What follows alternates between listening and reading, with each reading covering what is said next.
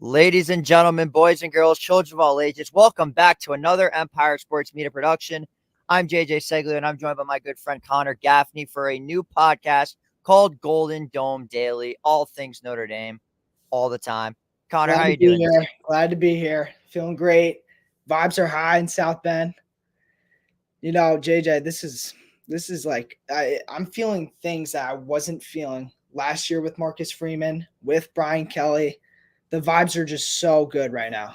I mean, it's And unbelievable. why are we feeling this way? Well, let's just say that our fellas last Saturday night, got a major top 25 upset victory in College Station. I don't know why they rumored it as an upset. We were the better team overall. We were ranked higher than them, but they just had to go into the crowd. They had to go into the crowd effect. I mean, that's legit. All they talked about was the crowd this, the crowd that. Notre Dame went into that place and completely silenced everyone.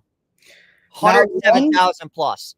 Not one, not two, not three, not four guys picked Notre Dame on College game day. They all took A&M, and I knew we won as soon as Lee Corso walked out as a leprechaun. I knew it. That was, I got to be honest, that was the most predictable thing I've ever seen. Once he leaves the seat, it's over. It's wraps. However, the only time it's not wraps is if we're playing Ohio State and he comes out with Brutus. Yeah, we can't talk about that. Yeah, it is what it is. On now. But overall, the way that Notre Dame played on Saturday night, the offense was incredibly frustrating to start the game. It was rough. Throwing the ball was the main focus on on the struggle. I mean, we played too conservative almost. Marcus Freeman had balls in the second half. We went for it on fourth, twice? In that Twice on fourth down, yes. On fourth down. So we were playing a little too conservative in the front. And once Marcus Freeman gets loose, we get so comfortable. And that's what happened. It's not an easy environment to win in, but we got the job done, and I'm not complaining. You know, we knew Riley Leonard wasn't going to go out throwing 350 yards, 4 touchdowns. He just knew when to run, knew when to throw. He's a Duke kid. He's a smart, intelligent quarterback. You know who's not a smart, intelligent quarterback? Connor Weigman. I mean, I was so happy when he took the snap and dropped back every single time, because he cannot throw the ball. He can't throw the football. I mean, the stats show it himself. I mean, one more needs to be said, because this is going off the fact that, by the way, I thought this A&M offense was going to be very sharp. In general this season, you had Wakeman, Moss, Jade Walker's not too bad. They have a pretty solid offense, don't get me wrong, but that Notre Dame defense played one of the best games I've seen play in so long. Everything was clicking. Secondary, I mean, we had interception from Schuler, Watts, of course. I mean, it was predictable. We had a Howard Cross sack, which got me hype. Everything was going our way on defense, which was... I want to give Schuler a shout, because there were all these guys on the secondary. X-Man, Benji, Osbury, Jordan Clark, Jaden Mickey. I didn't even think about Adon Schuler until this game. No. This game proved to me how good he really is, because let's face it, I think we need to admit something right now. This Notre Dame defense is a top 3, maybe even the best team in the best defense in the country.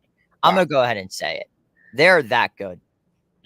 It's unbelievable how quick we got off the field every single time. We put the pressure on Connor Weigman. Secondary was excellent. There's too much to talk about for this Notre Dame defense, JJ. I know. And one of the main reasons, you could say all you want about Al Golden being a defensive genius. Yep. You could say all you want about there just being a lot of talent out here. But what I need to give a shout to are the linebackers.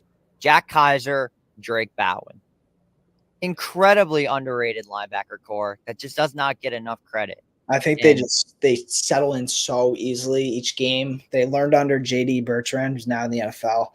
That's a great linebacker duo. JJ, they balled out. I miss JD. Games. I miss him, but JD Bertrand was one of the better linebackers that Notre Dame had.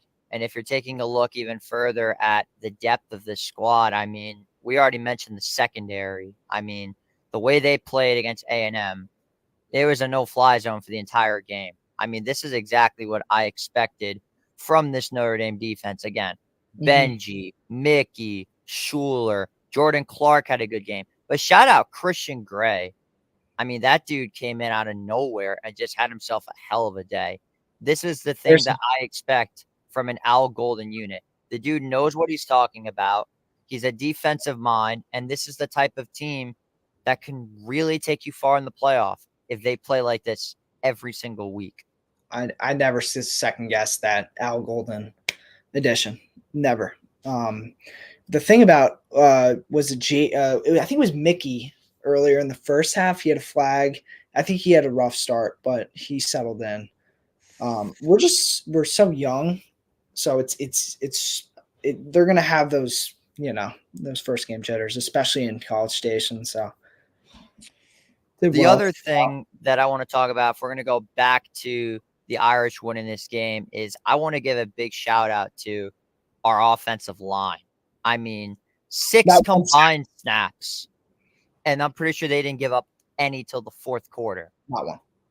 And you're going up against Scooby Williams, Nick Scorton. You're going up against a very solid defensive front. So to have these guys go out there and play this type of performance against a very good team, it's big, because that's exactly what you need from a squad like that, from an offense like that is so inexperienced. You're going to come out here and you're going to put on this type of effort against a top 20 team in the country. That's exactly what you had to do. And there is no denying that. This was a huge game for our offense. They had some big dudes. So like when they walked out, I just saw it. I mean, they had some big guys in the front line, but we protected our quarterback and got the job done for sure. You can't tell me that you didn't get chills watching that video of Freeman firing up the boys to A&M's song, by the way, not ours. But they made it seem like it was our walkout song and not theirs. And I'll tell you right now, that is the reason why we won. The discipline from this Notre Dame team has just skyrocketed from camp to now. Everything we did this offseason, whatever Freeman's been doing, saying to these guys, whatever he said in that huddle and before they ran out, that clicked like that, like just like this. I mean, it worked. So that got us on fire, got them fired up.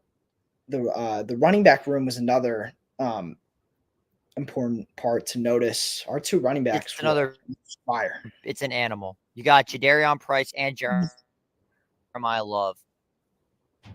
Yeah, 2 incredible. Sorry, my audio is kind of backing out a little bit. Yeah. But anyway, like I was saying, going back to this running back room, Jadarian Price, Jeremiah Love, both put up some incredible numbers this game. Both of them had a touchdown each. Price goes 8 for 44. Jeremiah goes 14 for 91. I mean, this is a basic, and if you count Riley Leonard, who's getting 63 yards rushing as a quarterback on like these 5-yard runs, I mean, you basically have yourself a 3-headed dragon at running back. Not to mention Jabrian Payne is injured. Yeah. Let that sink in. He's not even, he's hurt. So when he comes back, you really have yourself a 3-headed monster. But I want to give a shout out. We're young and dangerous for sure. Young and dangerous. I want to give a big shout out, of course, to our boy, the man that has single-handedly turned this team around. You can't think Notre Dame being good without this guy. I'm talking about Coach Freeman. We already mentioned him like twice, but he has single-handedly made this team legit. He has made them fun to watch. He has just made people enjoy watching Notre Dame as it is. This is a defense that you actually want to get behind. This is a leader that brought Mike Denbrock back, for Christ's sake. I mean, not many people could bring Mike Denbrock back to Notre Dame with how bad he left in the past. Absolutely. I mean, he handled the energy so well. It's like he just got out of his comfort zone in that first quarter right there. He controlled the tempo so beautifully. And yeah, like I said earlier, he's got balls. He went for it at least 2 times on 4th down with being like that. on third down that entire game. What was that stat line with? Two and what on third? I believe it was like 2 and 12, third and 2 for 12, if I'm not 2 for mistaken. 12. I'll take a look at it right now. But yeah, it was not good on third down because we just could not convert to save our life. But again, Yeah. that's because that A&M defense is really freaking good. I mean, like, what did you expect? Did you expect them to just come out like crap? Yeah, 2 for 12 on third down. That's brutal. But again, we're also factoring in that this guy technically got 2 fourth downs inside his own 40. First one was obviously shocking. The second one, we all know, is one of the worst spots I've ever seen. One of the worst calls. The ACC referees doing their thing. That was really everybody thought it was the SEC refs. Listen, as biased as certain conference refs are, there is no crew of refs that are worse than the ACC. They are the absolute worst refs to ever exist, and they're out to give Notre Dame hell. I want to say they were almost bad both ways just because of what happened last drive with Bo Collins. That catch and the shove. The shove he got away with. The catch was a catch. He got away with, but that saved us big time. I mean, we came out with points that drive, so you never know.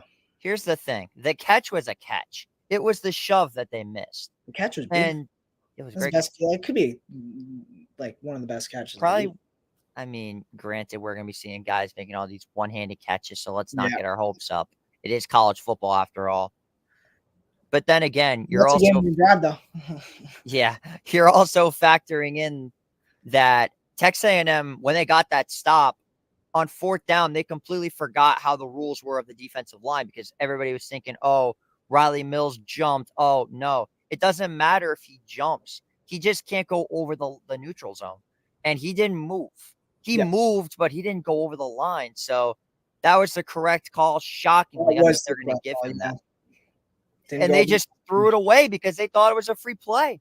That's on them. The jumping still can't. Like early on, that can't happen. We were so anxious. It got me so mad. I was losing my mind. Yeah. Too many penalties, in fairness. But then again, this was that's like almost embarrassing for them because they couldn't even try to execute on something like that. But yeah, but that was exactly what Notre Dame had to do. They went into Texas A&M and they got the win. And as a result, when you beat good teams, good things happen. They were rewarded into being the number 5 team in the AP Top 25 poll. And looking at the poll right now, things are going to get incredibly interesting when you take a look at the poll as it is. Because all the Notre Dame fans were stressing about Florida State being their toughest game. That's now Georgia Tech. That's now Louisville. That's now USC. We are potentially playing 4 to 5 ranked teams this season. Yeah. If we were in a conference, that could arguably put us in the top 4, arguably. Those aren't powerhouse schools. They're teams that are lower in the ranks, but they're gonna catch you for like the mistakes you make throughout the game. If we're traveling to USC last week, we're 11-0, just hypothetically. You never know what's gonna happen that game. They're gonna want to bury us on the ground. They're gonna want to beat us. It's USC versus ND. Any of these games, that's why it's just important. It's one game at a time. Take care of business. Yeah. But I think that A&M game was as hard as it gets, hopefully. But it is – I don't want to say home from here, but if everything works out, we're going to stay right where we are. Yeah. So before we get into – obviously, we're talking about us being ranked number 5. What I want to talk about is just the road ahead. We didn't get to do this on the last week because you were busy. I mean, you went to the frickin' Hamptons, so there was really nothing I could do about that.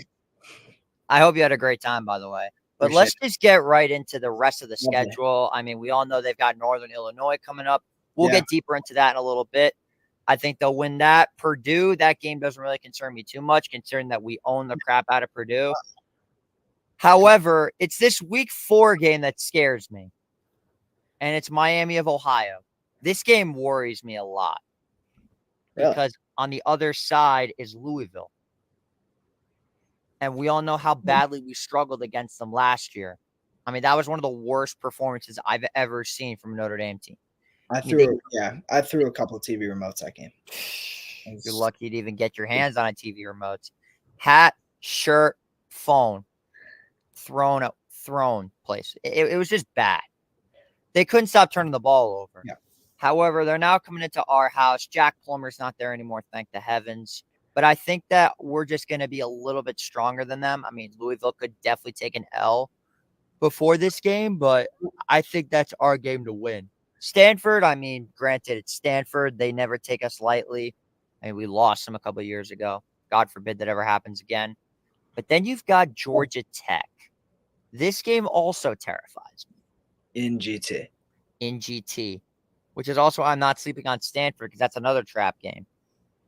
Georgia Tech has all of a sudden become an important game. I mean, I was worried about Georgia Tech from the get-go, but now I'm worried about them again. JJ, if you don't post a video, football smart. Yes, I will post a video. Don't worry.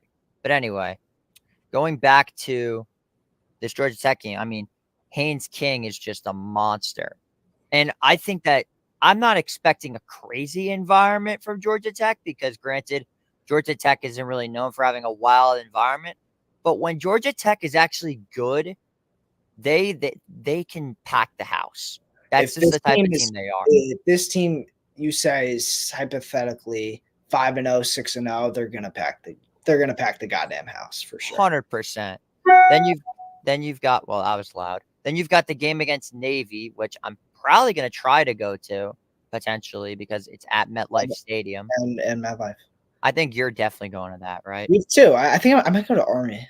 That's a Yankee Stadium, I think. I'll get to Army in a minute. Then you've got our bye week and then Florida State. Now, my thing with Florida State is simple.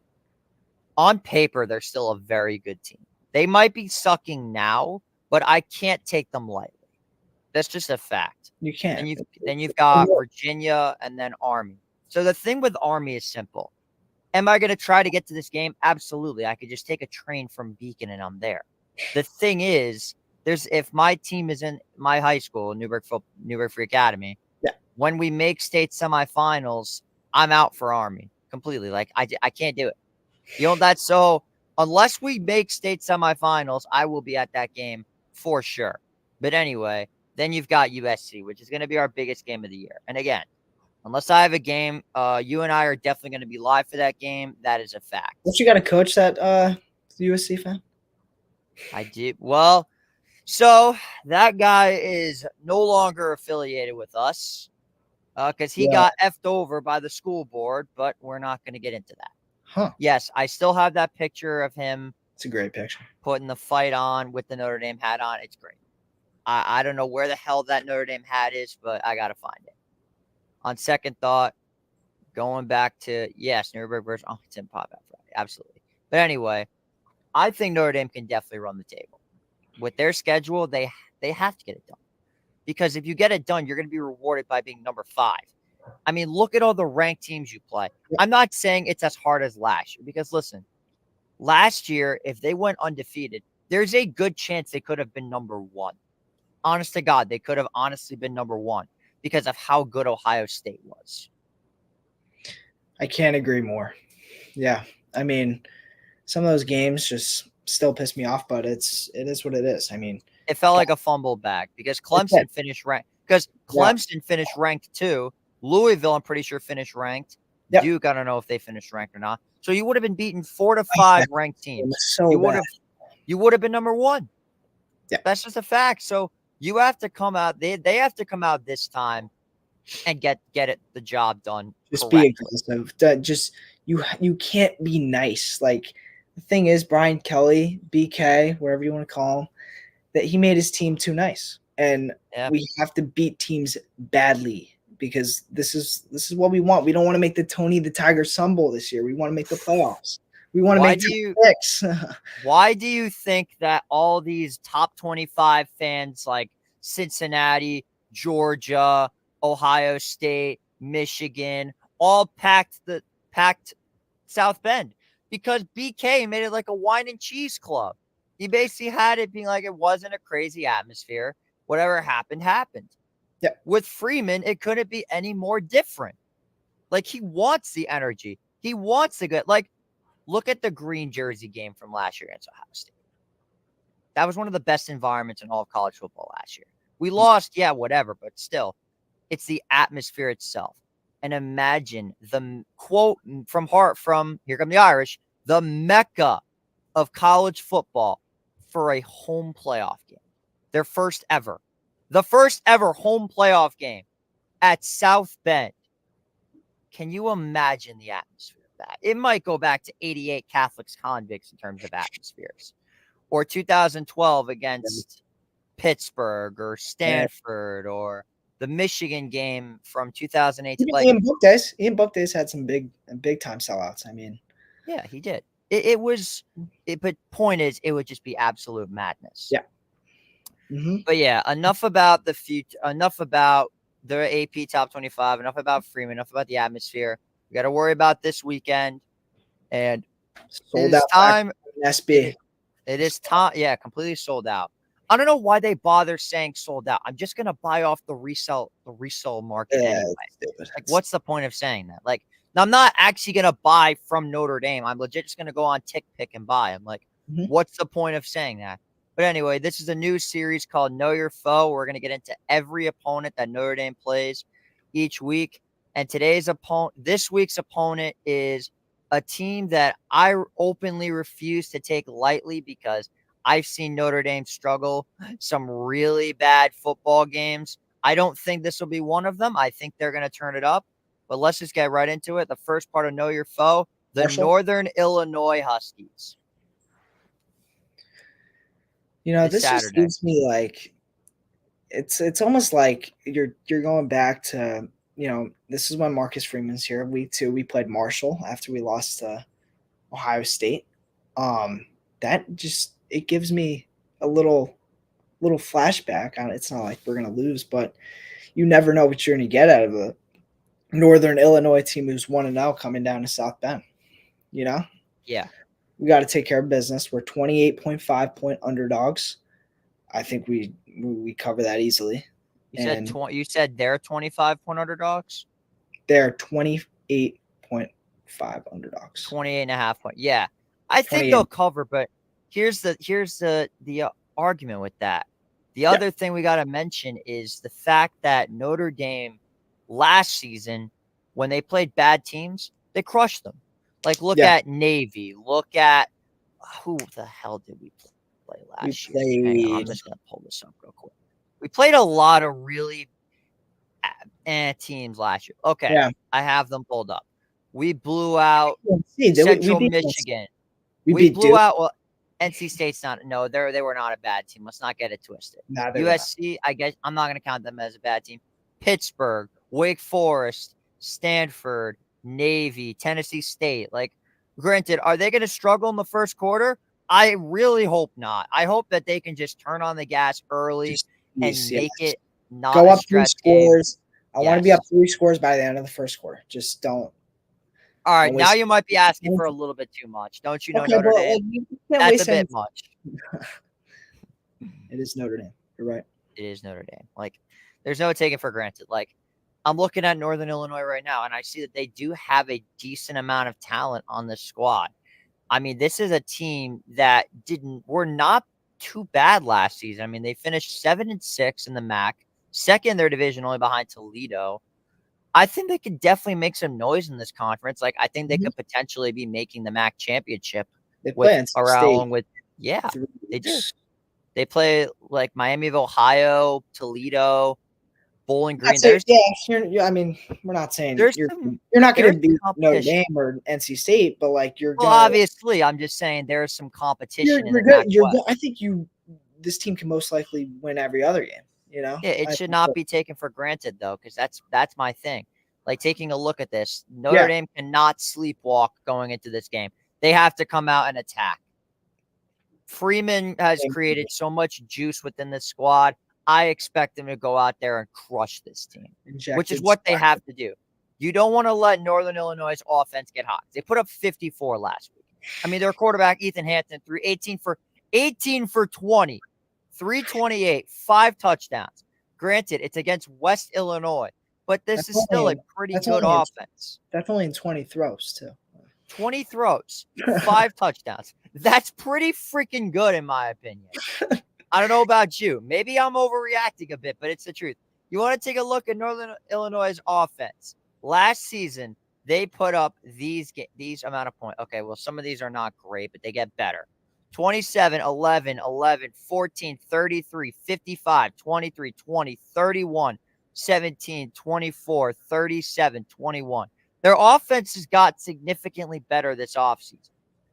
I think that they might cover because of some garbage time points. I think we will actually get to see Steve Angeli in this game, hopefully relatively early. That'd be nice. Not cause an injury, but in like the third quarter, that'd be very nice. But when Notre Dame is undefeated, they have to go into this game. Every game is must win. I don't care if you're playing South Dakota State or Alabama. Every game is must win when you're undefeated. That's just the bottom line. Mm-hmm. Yeah. Who's Northern Illinois' coach? Northern Illinois' coach. So I'm taking a look at it right now. Northern Illinois' coach. I'm pretty sure I actually recognize this dude's name. So Northern Illinois' coach is Thomas Hammock, who is not that bad of a coach at all. I mean, the dude has been praising Notre Dame for like the last week and a half, in fairness. Like, this dude wants to beat Notre Dame bad. And I expect his boys to try to come out swinging. Unfortunately, we got to make sure when they're shooting blanks. That's what has to be done in this game. I'm expecting full execution right from the jump. My prediction is 45-17 Notre Dame wins. About that prediction before I get into mine. Like you said, if this team's dropping 50 bombs each week, defense, it's the same energy level as last week. We have to keep it where it was. Keep the foot on the gas pedal here. So for my prediction, I think Notre Dame, we're not a 50-point scoring team when we win games like this. So I beg to differ. About last season, I'm pretty sure they put up 53 times. Let's take a look. Yeah. They put up 42, 56. They put up 45 against NC State for the record. 41. They're known for putting up these types of points. They put up 58 against Pitt, 56 against Stanford, and 45 against Wake. So in games like this, they are going to put up a lot of points unless Brian Kelly comes back from the dead. But again, not overly concerned about this. Yeah, me either. I think I'm going to stick with, I said this earlier, I'm going to go with 48-14, the Irish. The Irish getting it done. We absolutely love to see that. And so we're just going to, hopefully this is a nice and easy game where we can just sit back, relax, and enjoy the madness of college football. But I'm hoping that Notre Dame does not take their foot off the gas. They have to come out and execute. They have to come out and dominate. That's pretty much all I got to say. I don't know if you got anything, but that's pretty much all I got. That's it. We cleared it all. Absolutely. I cannot wait till Saturday. This is a big week of football. So, I mean, I'm excited. Relax. And just like you said, hopefully by the third quarter, we're sitting back and we're, switching the channels in some other games. Well, I'm not switching the channel. Speak for yourself. But I could take it off the TV and put it on something else. I could put it on like my phone or something. Because I have like my laptop. I'm going to be watching like 4 games at once. Hopefully I can move that to like a picture-in-picture versus me being zeroed in on this with 3 other games picture-in-picture. You get what I'm trying to say. Gotcha. So anyways, that's going to wrap it up for today's episode of Golden Dome Daily. I'm JJ Ceglio. He's Conner Gaffney. We're signing off. Have a good day, everybody, and let's go Irish.